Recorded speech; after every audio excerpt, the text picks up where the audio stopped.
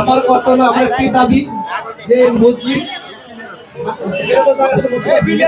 আরে ক্লিয়ার থাকবো হইছে এর বেশি ক্লিয়ার লাগবে না, এখান থেকে ক্লিয়ার লাগবে না লোক যারা আমার কথা হলো যে এখানে একটা মসজিদ আর 35 বছর এই জায়গায় রয়েছে, এখানে থাকার অবস্থা আমাদের যে সন্তান, আমাদের বাবার বয়স, আমাদের ভাইয়ের বয়স যারা ছিল এখান থেকে অনেক মাদ্রাসাতে পড়ালেখা করে এখান থেকে হাফেজ হয়েছে, এখান থেকে কলেজে ভর্তি হয়েছে।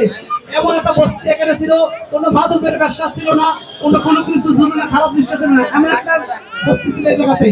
একটা হলো কি আমার একটা মসজিদ ছাড়া অন্য কোনো বক্তব্য থাকলে বলেন।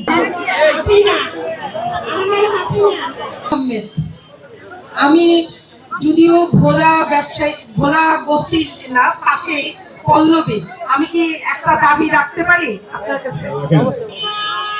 ভোলা বস্তিটা যেখানে ছিল তার পাশে একটা বড় খোলা ড্রেন আছে, যে ড্রেনটা কিছুদিন আগে আমরা পল্লবীবাসী সবাই সিগনেচার দিয়েছিলাম।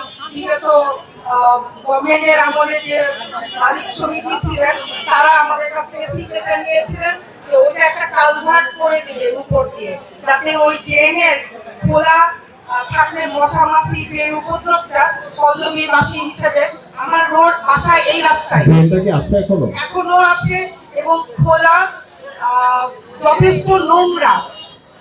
এই ড্রেনটা যদি একটু কালভার্ট করে দেওয়া যায়, এটা হচ্ছে আমার দাবি।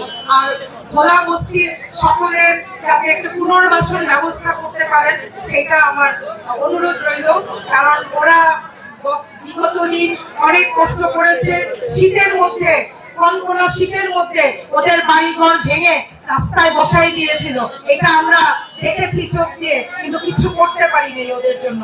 এখন আপনার সুযোগ আছে, আপনি ওদের জন্য কিছু করবেন, এই আশা ব্যক্ত রেখে আমি আমার বক্তব্য শেষ করছি।